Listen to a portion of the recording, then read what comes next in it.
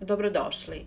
U današnjem videu recept za kolač koji svi znamo i volimo, za šubarice, odnosno ruske kape, i to u postnoj verziji koja je jednako ukusna. Od istog materijala pripremit ćemo i kuglice.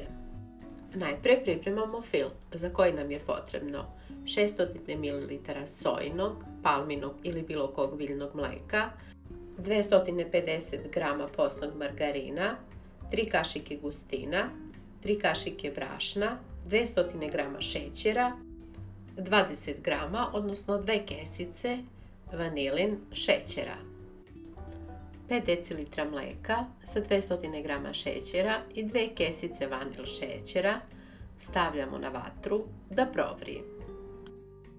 U 1 dl mleka dodajemo 3 kašike brašna, 3 kašike gustina i mešamo da nema grudvica. Kada mleko provri, sklanjamo sa ringle, dodajemo mleko sa gustinom i brašnom, vraćamo na laganu vatru i uz neprekidno mešanje kuvamo fil. Potrebno je da bude ove gustine pudinga. Prebacimo u drugu činiju da se brže hladi i prekrijemo folijom ili kesom da se ne formira korica. 250 g postnog margarina umutimo penasto. Ohlađeni fil umutimo mikserom. Sada pomalo fila dodajemo u margarin i mutimo.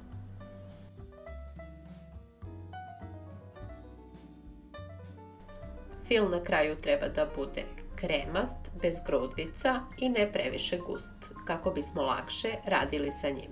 Sastojci za jednu korusu: 200 g brašna, 10 kašika, odnosno 130 g šećera, 1 prašak za pecivo, 2 dl kisele vode, 70 ml ulja i 2 pune kašike kakaa. U činiju najpre sipamo 2 dl gazirane vode, dodajemo 70 ml ulja i 10 kašika, odnosno 130 g šećera. U brašno dodajemo kesicu praška za pecivo i promešamo. Prosejemo brašno, a potom i 2 pune kašike kakaa u smesu za koru. Mešamo da razbijemo grudvice od brašna. Gustina smese za koru treba da bude kao u videu. Ukoliko brašno drugačije upija više ili manje tečnosti, korigujte količinu brašna ili gazirane vode da dobijete ovu gustinu. Sipamo preko pleha za pečenje dimenzija 36 x 28 ili približnih dimenzija i pečemo u rerni zagrejanoj na 180 stepeni oko 15 minuta. Ceo postupak ponavljamo još jednom ili još 2 puta. Ukoliko nam je potrebno više kolača, imat ćemo dovoljno fila i za 3 kore. Sa ohlađenog biskvita, odgovarajućom okruglom čašom ili modlom, vadimo krugove. Dodajemo fil na jedan krug, spajamo sa drugim, premažemo i sa strane filom, a potom valjamo u kokos. Pripremamo glazuru za koju nam je potrebno 100 g crne čokolade za kuvanje i 3 kašike ulja.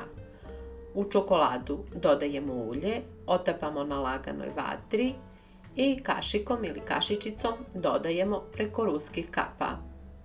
Ovim su naše ukusne postne šubarice gotove, a od preostalog materijala pripremit ćemo kuglice. Pomešamo fil sa ostatkom kore, dodajemo malo kokosa, oblikujemo kuglice, a potom ih valjamo po želji u kokos, u preostalu glazuru od čokolade ili možemo dodati malo pečenih mlevenih lešnika, pa zatim valjati u mlevene lešnike. Za pripremu kuglica možemo koristiti mleveni keks ili mlevene orahe. I na ovaj jednostavan način pripremili smo 3 vrste kuglica, kao i naše lepe, ukusne ruske kape, odnosno šubarice. Hvala što pratite kanal, prijatno!